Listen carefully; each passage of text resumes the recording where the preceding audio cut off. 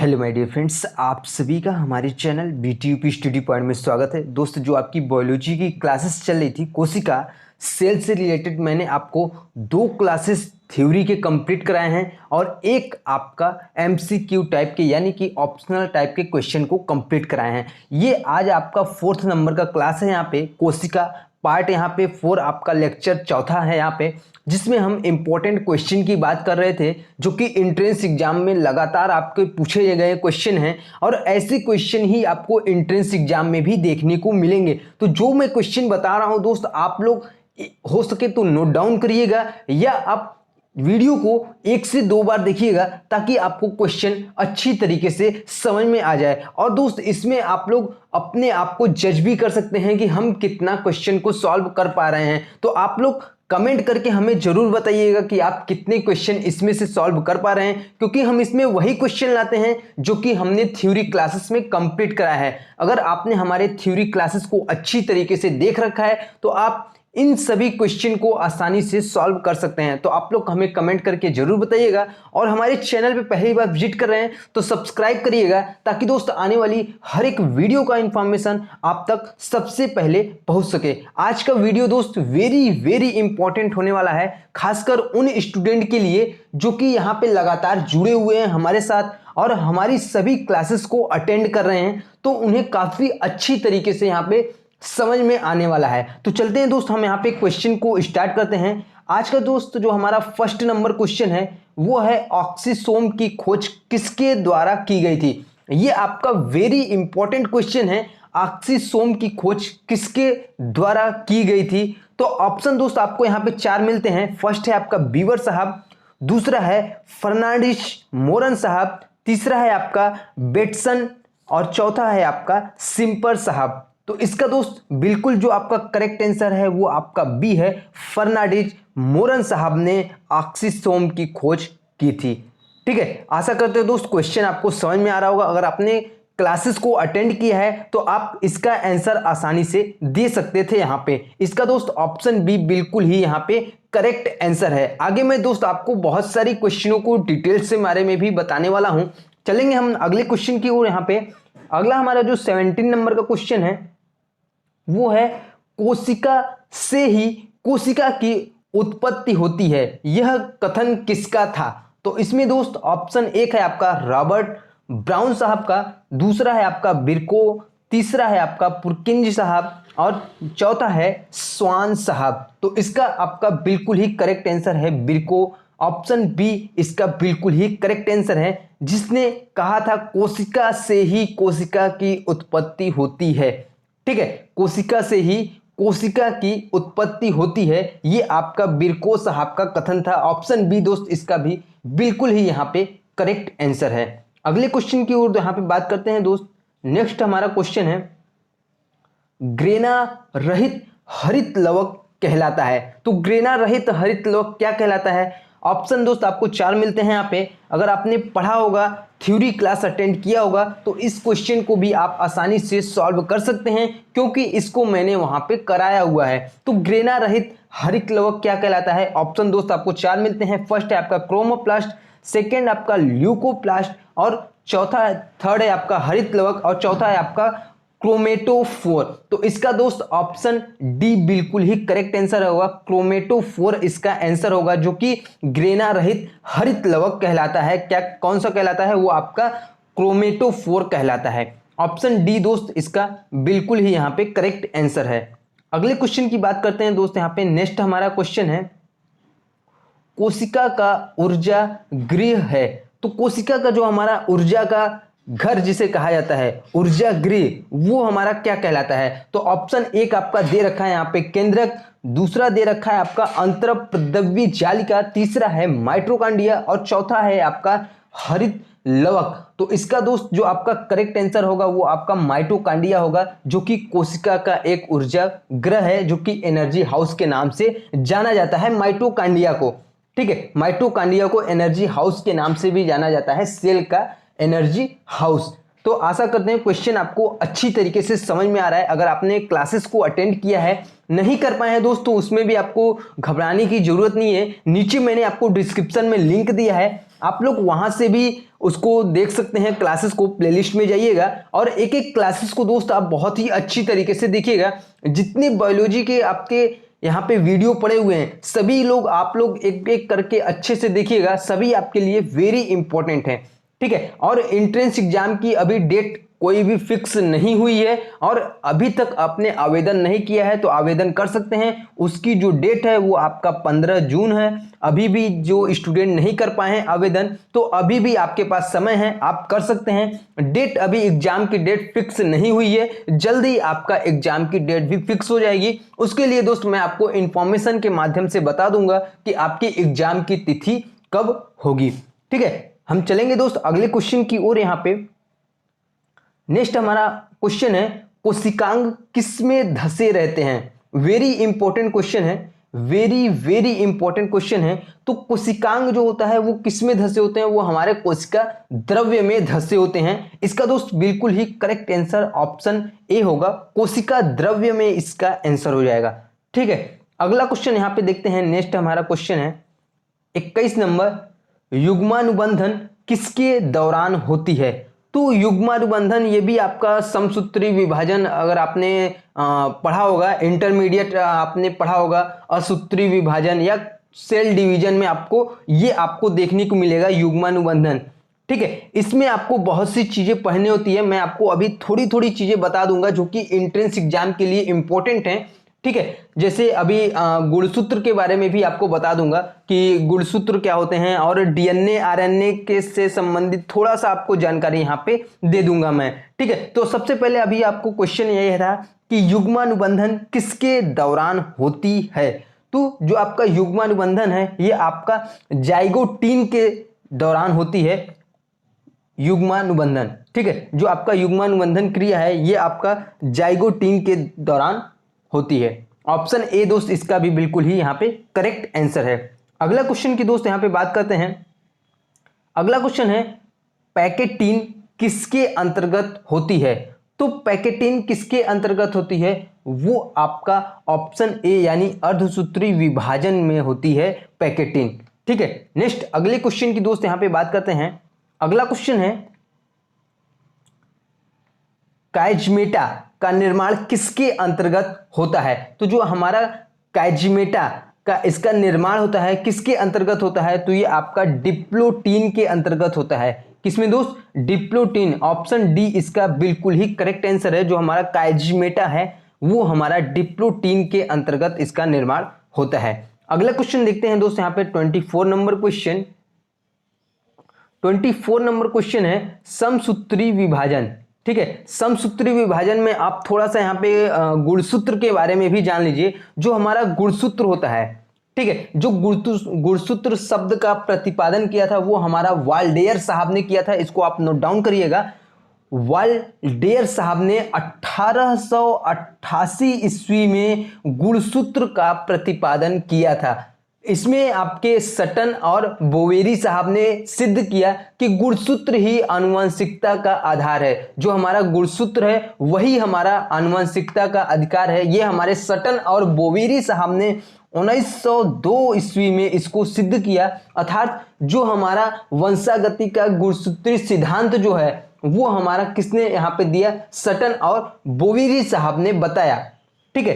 तो ये आपको समझ में आ गया, इससे आप लोग नोट डाउन भी करिएगा ताकि आपको आगे चल के अभी काम आ सकता है। गुणसूत्र से भी क्वेश्चन आपको एंट्रेंस एग्जाम में पूछे जाते हैं। अगर आप दोस्त प्रीवियस ईयर के क्वेश्चन पेपर उठा के देखेंगे तो वहां से आपको क्वेश्चन बहुत सारे मिलेंगे जो कि गुणसूत्र से मिलेंगे, आरएनए डीएनए से मिलेंगे, डब्ल्यूबीसी आरबीसी से मिलेंगे। ये सभी मैं आपको बिल्कुल ही अच्छी तरीके से कंप्लीट करा दूंगा यहाँ पे एक एक चीजें, हर एक चीज, ताकि एंट्रेंस एग्जाम में कोई भी आपका क्वेश्चन छूटने ना पाएगा। जो भी थ्योरी क्लास होगी हमारी उसमें हम सारा चीजें आपको कंप्लीट कराएंगे। अगर आपको क्वेश्चन नहीं भी यहाँ पे ऑप्शनल मिल पा रहा है तो आप उस थ्योरी को पढ़ के सभी क्वेश्चन को आसानी से सॉल्व कर सकते हैं, ठीक है। हम चलेंगे यहाँ पे क्वेश्चन पे आते हैं। समसूत्री विभाजन में केंद्रिका गायब हो जाती है। तो केंद्रिका कब गायब हो जाती है? वो आपका अंतिम पूर्वावस्था में गायब हो जाती है।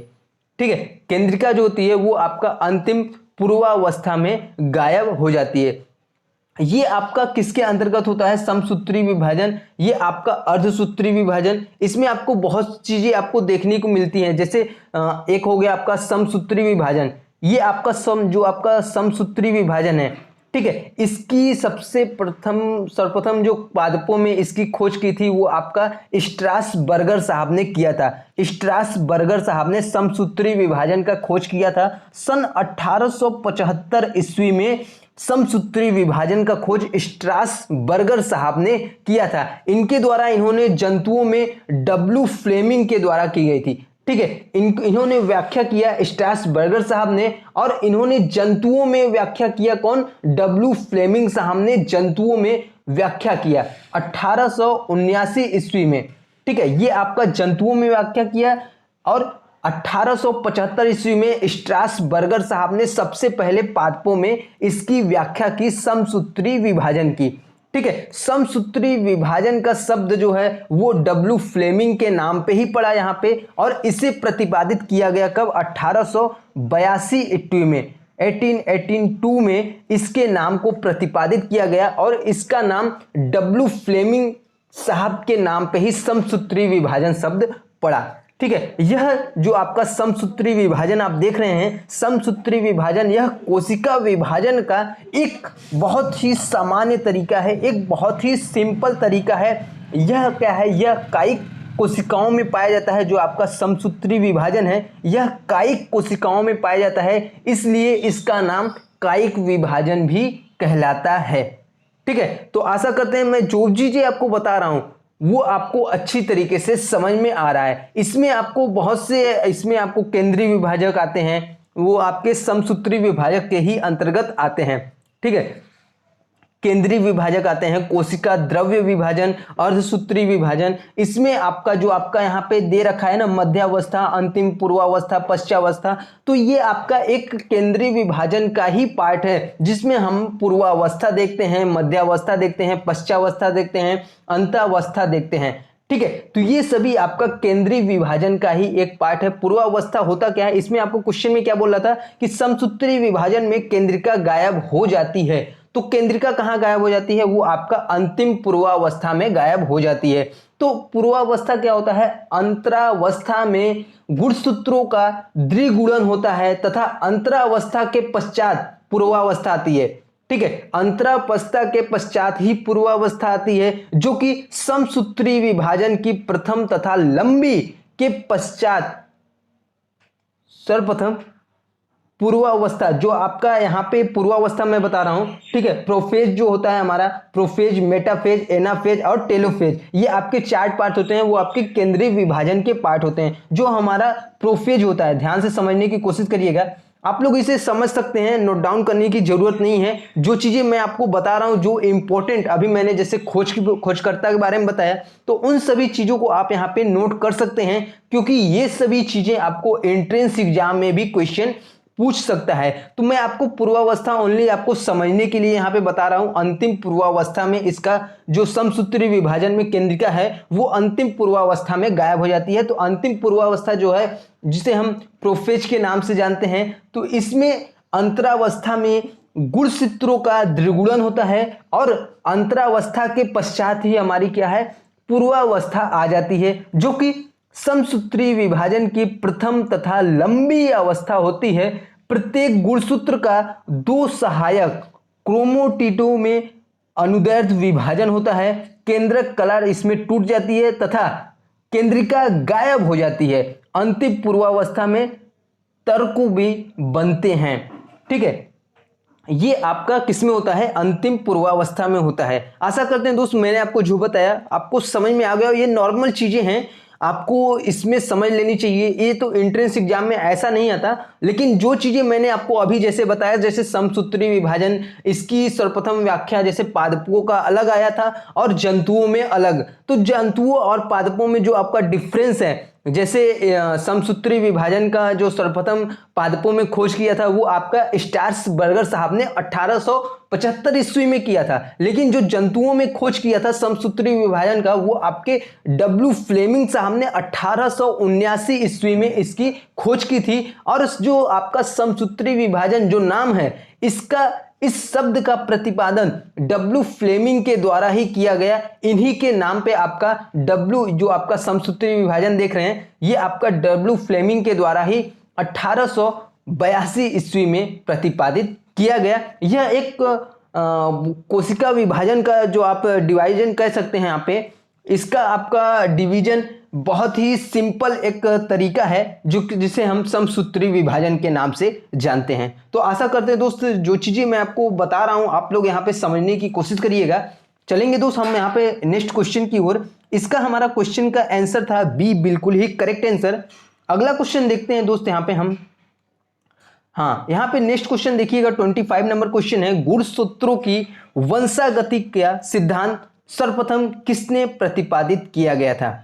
ठीक है, तो गुणसूत्र के बारे में मैंने आपको बताया, अभी एक बार फिर से आप देख लीजिएगा। गुणसूत्र, इसमें आपका गुणसूत्र में सेंट्रोमियर तथा भुजाएं होती हैं। ठीक है, इसमें आपका सेंट्रोमियर भुजाएं होती हैं। इसकी जो खोज की थी, यानी इस शब्द का प्रतिपादन किया था वाल्डेयर साहब ने 1888 ईस्वी में। इसे आप लोग नोट करिएगा। गुणसूत्र जो आपका क्रोमोसोम है ये इंपॉर्टेंट है और एंट्रेंस एग्जाम में बहुत बार पूछा गया है। सेंट्रोमियर भी, जो भी चीजें हैं मैं आपको अभी सारे डिटेल्स आपको क्लियर कराऊंगा। एक एक चीजें मैं बहुत ही अच्छी तरीके से क्लियर कराऊंगा। अभी एक क्लास इसका और लूंगा मैं, ठीक है, कोशिका का एक क्लास और लेंगे जिसमें हम और भी अलग तरीके के क्वेश्चन कराएंगे जो कि एंट्रेंस एग्जाम में पूछा जाता है। जैसा कि आपने कथन के माध्यम से क्वेश्चन कराएंगे, ठीक है, तो कथन वाले क्वेश्चन भी हम यहाँ पे सॉल्व कराएंगे, फोकस करेंगे और उसे भी अच्छी तरीके से सॉल्व करने की पूरी कोशिश करेंगे यहाँ पे। ठीक है, तो गुणसूत्र शब्द का प्रतिपादन हमारे वाल्डेयर साहब ने किया था और 1888 ईस्वी में वाल्डेयर साहब ने गुणसूत्र शब्द का प्रतिपादन किया था। ठीक है, और जो हमारे सटन और बोवेरी साहब ने, इन्होंने ही सिद्ध किया था कि जो हमारे गुणसूत्र हैं यही आनुवंशिकता का आधार है, अर्थात जो हमारा वंशागति का गुणसूत्री सिद्धांत है, सटन और बोवेरी साहब ने 1902 ईस्वी में दिया था। ठीक है, तो इसको आप लोग याद रखिएगा। और जीवधारियों में मिलने वाला संपूर्ण आनुवंशिक पदार्थ वो हमारा जीनोम कहलाता है। क्या कहलाता है दोस्त? जीनोम कहलाता है। सेंट्रोमियर का अपना नाम सुना होगा। सेंट्रोमियर होता है जो आपका 4 टाइप के होते हैं। कौन कौन से होते हैं नाम सुन लीजिए आप, यहाँ पे ध्यान दीजिएगा। जो आपका सेंट्रोमियर होते हैं ये आपका पहला होता है मध्य केंद्री, दूसरा होता है उपमध्य केंद्री, तीसरा होता है अग्र बिंदुक और चौथा होता है अंतः केंद्री। ठीक है, इसका दोस्त हम आगे अगर टाइम मिलेगा तो हम बहुत ही अच्छी तरीके से आपको समझा देंगे। इसमें आप थोड़ी सी नॉलेज के लिए जान लीजिए कि एक जाति के लिए गुणसूत्रों की संख्या सदैव समान होती है। ठीक है, एक जाति के लिए गुणसूत्रों की संख्या सदैव समान होती है। यह कायिक कोशिकाओं में द्विगुणित यानी 2n तथा युग्मकों में अगुणित यानी कि n होती है। ठीक है, किसमें? कायिक कोशिका में आपका द्विगुणित होता है यानी कि 2n होता है और युग्मक में आपका अगुणित होता है यानी n होता है। जैसे बहुत से आपके जीवधारी हैं उनके आपके गुणसूत्रों की संख्या होती है और गुणसूत्रों की संख्या आपको एंट्रेंस एग्जाम में भी पूछा जाता है। बहुत ही इंपॉर्टेंट है ये। ठीक है, जो आपका गुणसूत्र क्रोमोसोम है ये आपके लिए बहुत ही इंपॉर्टेंट है। इसमें से दोस्त यहाँ पे 2 से 3 क्वेश्चन एंट्रेंस एग्जाम में देखने को मिलेंगे। जैसे अगर हम यहाँ पे एग्जाम्पल की बात करें मच्छर, ठीक है, तो मॉस्किटो जो हो गया, मच्छर जो हो गया, इसमें आपके गुणसूत्रों की संख्या कितनी होती है? टोटल 6 होती है। कितनी होती है दोस्त? 6 होती है। इसी तरह हम यहाँ पे बात करें मटर की, तो मटर में गुणसूत्रों की संख्या कितनी होती है? वो आपका 14 होता है। प्याज की बात करें, प्याज में आपका 16 होता है। मक्का की बात करें, इसमें आपका 20 होता है। चावल में 24 होता है गुणसूत्रों की संख्या। मेढक में कितना होता है? 26 होता है। सूरजमुखी में 34 और चूहा में कितना होता है? ये आपका 42 होता है। मनुष्य में कितना होता है? वो आपका 42 होता है। मनुष्य में जो आपका मनुष्य में होता है वो 46 होता है। ठीक है, मनुष्य में 46, यहाँ पे गुणसूत्रों की संख्या जो होती है कितनी होती है 46 होती है, आलू में 48, ठीक है, कबूतर में 80 और सबसे ज्यादा गोल्डफिश में कितनी होती है वो आपका 100 होती है। अगर हम सबसे अधिक कायिक गुणसूत्रों की संख्या की बात करें तो आपका फर्न के पौधों में आकी गई है, उसका जो गुणसूत्रों की संख्या कितनी होती है 1262, सबसे ज्यादा 1262 गुणसूत्र पाई जाती हैं किसमें फर्न के पौधे में। सबसे अधिक कायिक गुणसूत्रों की संख्या किसमें फर्न के पौधों में पाया जाता है कितना 1262, ठीक है। तो आशा करते हैं ये आपके जो आपका क्रोमोसोम से रिलेटेड था, गुणसूत्र से रिलेटेड मैंने आपको ढेर सारी चीजें बता दी हैं। इससे अगर आपको नहीं समझ में आया है तो एक बार वीडियो को फिर से आप रिवाइज करिएगा ताकि आपको सारी चीजें अच्छी तरीके से समझ में आ जाए। हम यहाँ पे क्वेश्चन था यहाँ पे गुणसूत्रों की वंशागति सिद्धांत सर्वप्रथम किसने प्रतिपादित किया था, तो इसका आपका करेक्ट आंसर है वो आपका है फ्रेडरिक ग्रिफिथ साहब ने गुणसूत्रों की वंशागति सिद्धांत का सर्वप्रथम प्रतिपादित किया था। ऑप्शन बी दोस्त इसका यहाँ पे बिल्कुल ही करेक्ट आंसर है। चलेंगे दोस्त हम यहाँ पे अगले अपने नेक्स्ट क्वेश्चन की ओर। आशा करते हैं दोस्त जो चीजें मैं आपको बता रहा हूं वो चीज आप तक अच्छी तरीके से समझ में आ रहा है। नेक्स्ट जो हमारा क्वेश्चन है वह प्रक्रिया जिसके द्वारा डीएनए आरएनए को उत्पन्न करता है, ठीक है। ऐसी जो प्रक्रिया है उस प्रक्रिया का हमारे नाम बताइए कि जो डीएनए के द्वारा जिसके द्वारा जो डीएनए है वो आरएनए को उत्पन्न करता है। तो हमारा जो डीएनए कहलाता है जिसका फुल फॉर्म होता है डीऑक्सीराइबोन्यूक्लिक एसिड, ठीक है, डीऑक्सीराइबोन्यूक्लिक एसिड। और जो हमारा आरएनए होता है वो हमारा होता है राइबोन्यूक्लिक एसिड, जिसे हम इसका फुल नाम होता है राइबोज न्यूक्लिक अम्ल, ठीक है, राइबोज न्यूक्लिक एसिड। ये भी आपके लिए इंपॉर्टेंट है, इसमें आपको एंट्रेंस एग्जाम में फुल फॉर्म में भी पूछा गया है, ठीक है। जो आपका डीएनए और आरएनए होता है इसका फुल फॉर्म भी आपको एंट्रेंस एग्जाम में पूछा गया है, तो इसे भी आप लोग एक बार अच्छी तरीके से रिवाइज कर लीजिएगा। जो आपका डीएनए का फुल फॉर्म होता है वो होता है डीऑक्सीराइबोन्यूक्लिक एसिड, और जो आपका आरएनए होता है वो होता है राइबोन्यूक्लिक एसिड, जिसका फुल फॉर्म होता है राइबोज न्यूक्लिक एसिड, ठीक है। आरएनए का फुल फॉर्म जो नाम है वो हमारा राइबोज न्यूक्लिक अम्ल है, ठीक है। इसकी जो खोज की थी यानी कि आरएनए की जो खोज की थी, पहले डीएनए की बात कर लेते हैं यहाँ पे। तो जो डीएनए है हमारा, ठीक है, डीएनए की खोज जो की थी वो हमारे अंग्रेजी वैज्ञानिक जेम्स वाटसन और फ्रांसिस किक के द्वारा सन 1953 ईस्वी में इसकी खोज की गई डीएनए की, ठीक है। और इस खोज के लिए 1962 ईस्वी में 1962 में इन्हें नोबेल पुरस्कार से यहाँ पे नोबेल पुरस्कार दिया गया इस खोज के लिए इनको, ठीक है, 1962 ईस्वी में। किसको? ये आपके अंग्रेजी वैज्ञानिक थे जेम्स वाटसन और फ्रांसिस क्रिक, जिन्होंने 1853 ईस्वी में इसका खोज किया।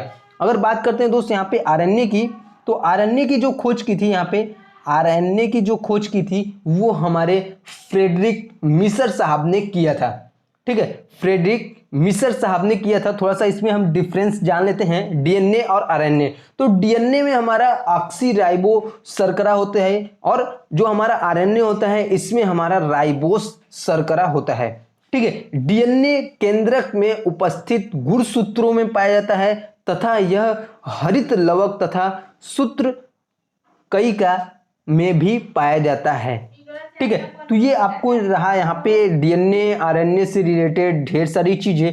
लेकिन इसमें जो हमारा क्वेश्चन आपको कह रहा था कि ऐसा कौन सा प्रक्रिया है जिसके द्वारा डीएनए आरएनए को उत्पन्न करता है, तो वो हमारा गुणन की प्रक्रिया है। यानी ऑप्शन बी दोस्त इसका बिल्कुल ही यहाँ पे करेक्ट आंसर है। गुणन की प्रक्रिया के द्वारा डीएनए आरएनए को उत्पन्न करता है। अगला क्वेश्चन देखते हैं दोस्त, यहाँ पे हम नेक्स्ट क्वेश्चन जल्दी क्वेश्चनों को कंप्लीट करते हैं। नेक्स्ट क्वेश्चन है वह एंजाइम जो आणविक केशी की भांति आनुवांशिक अभियांत्रिक में डीएनए को किसी विशिष्ट स्थान से काटने हेतु उपयोग किया जाता है, तो इसका दोस्त बिल्कुल करेक्ट आंसर है वो आपका डी है, रेस्ट्रिक्शन एंसो न्यूक्लिएज। ठीक है, ऑप्शन डी इसका बिल्कुल ही यहाँ पे करेक्ट आंसर है। चलते हैं दोस्त, हम यहाँ पे लास्ट क्वेश्चन देखते हैं, 28 नंबर क्वेश्चन। इसके बाद अभी एक आपका क्वेश्चन, एक क्लास और चलेगा, जो मैंने जैसा कि मैंने आपको बताया कोशिका का सेल का आपका एक क्लास और चलेगा। उसमें हम जैसे कथन टाइप का क्वेश्चन कंप्लीट कराएंगे, जो कि एंट्रेंस एग्जाम में कई बार आपको देखने को भी मिलता है। तो उस टाइप के भी आप क्वेश्चन ध्यान दीजिएगा। अगर आपको एंट्रेंस एग्जाम में आ जाता है तो आप वहां पे आसानी से सॉल्व कर पाएंगे। हर तरह के हम आपको क्वेश्चन सॉल्व कराएंगे, कोई भी दिक्कत नहीं आएगा। अगर आप हमारे थ्योरी पूरा कंप्लीट किए हैं तो आप आसानी से क्वेश्चन सॉल्व कर सकते हैं। क्वेश्चन है, किसी प्राणी में पाया जाने वाला संपूर्ण आनुवंशिक पदार्थ क्या कहलाता है? तो ये तो आपको वेरी इंपॉर्टेंट क्वेश्चन है। तो किसी प्राणी में पाया जाने वाला संपूर्ण आनुवंशिक पदार्थ क्या कहलाता है? वो हमारा आनुवंशिक कोड कहलाता है। क्या कहलाता है दोस्त? आनुवंशिक कोड कहलाता है। ऑप्शन डी दोस्त इसका बिल्कुल ही यहाँ पे करेक्ट आंसर है। तो आशा करते हैं दोस्त, आज मैंने आपको जितने क्वेश्चन बताए, जितने कॉन्सेप्ट बताए, आपको बहुत ही अच्छी तरीके से समझ में आ गया है। वीडियो अच्छे लगे हो दोस्त, वीडियो को लाइक करिएगा और दोस्तों में भी शेयर करिएगा, ताकि इंफॉर्मेशन और भी लोगों के पास पहुंच सके। Thank you.